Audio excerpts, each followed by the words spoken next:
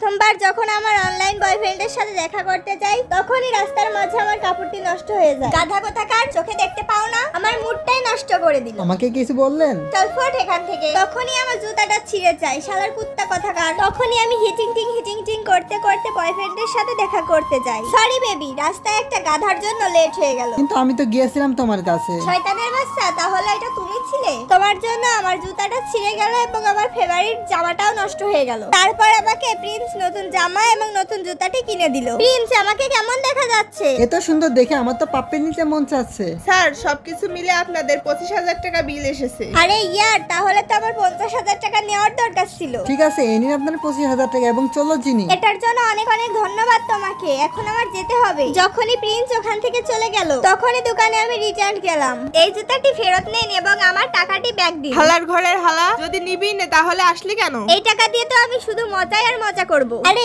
কি, এই প্রিন্সের বাচ্চা আবার কখন আসলো? তুমি জুতা রিটার্ন করলে, এখন এইভাবেই চলো। তখন আবার আমার আগের মতো হিটিং টিং করে চলতে হলো। জিনি দাঁড়াও, আমার সব সম্পত্তি আমি তোমার নামে করে দিব। দরকার নেই, যিনি নিজে নিজে ইনকাম করতে পারে। স্যার, ম্যাডামকে আমাদের ভালোভাবে বোঝানো উচিত। একটা কাজ করো, যিনি যেই কোম্পানিটাই যাবে সেটি আমার নামে কিনে নাও। বাপরে বাপ, প্রথম দিনই তো লেট হয়ে গেল। ওয়াও, এই মেয়েটি কত সুন্দর। ম্যাম, নতুন সিওর ওয়াইফ নাকি এখানে এসেছে? সিওর, এই মেয়েটাই স্যারের ওয়াইফ। আসেন ম্যাম, ভিতরে আসেন। আর তুমি লেট আসার জন্য ফাইন দিবা। কিন্তু আমরা দুজন তো একসঙ্গে এসেছি। যা বললাম তাই করো, বুঝতে পারছো? তোমাকে তো আমি উচিত শিক্ষা দিয়ে ছাড়বো। ম্যাডাম, এটা দিন।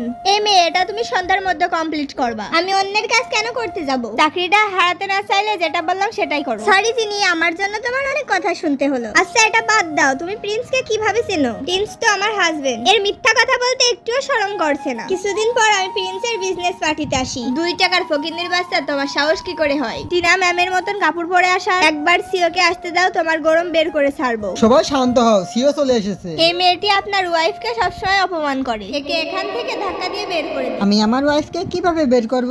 যখনই আমরা সুযোগ পাই তখনই আমরা ডিউটিতে লেবে পড়ি। কারণ আমরা দুজন গার্লফ্রেন্ড বয়ফ্রেন্ড, এটা অফিসের কাউকে জানতে দেওয়া যাবে না। জিনি, তুমি কি কথা চুমাচুমি করে এসেছো যে তোমার লিপস্টিক নাই? না না, এটা তো ব্রেকফাস্টের কারণে হয়েছে। এটা লাগাও, এটা অনেক ভালো লিপস্টিক। ঠিক এরকম একটা লিপস্টিক আমার বয়ফ্রেন্ড আমার বার্থডেতে দিয়েছিল।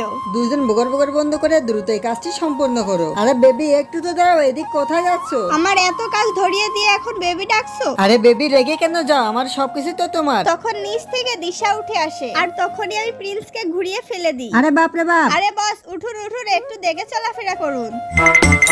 আচ্ছা, এখানে কি চলছিল? আরে দিশা, তুমি এটা কি করছো? তুমি শুধু দেখতে থাকো আমি কি কি করি। আচ্ছা, এখানে কি কারো চুপি চুপি ভিডিও করা হচ্ছে? তুমি এটা ভুল ভাবছো, এটা তোমার জিজু হতে যাচ্ছে। পরের দিন প্রিন্সের বার্থডে পার্টিতে সবাই উপস্থিত থাকে। তখনই আমার থেকে প্রিন্সের শার্টটি নষ্ট হয়ে যায়। বস দাঁড়ান, আমি আপনাকে পরিষ্কার করে দিই। বেবি, এই নাও তোমার শার্ট। তখন বেবি কথাটি শুনে সবাই অবাক হয়ে যায়। তুমি এখান থেকে সরো। আর এটাই হলো ওই মেয়ে যাকে আমি অনেক ভালোবাসি। ভিডিওটি ভালো লাগলে চ্যানেলটিকে সাবস্ক্রাইব করে দাও এবং একটি সুন্দর কমেন্ট করো।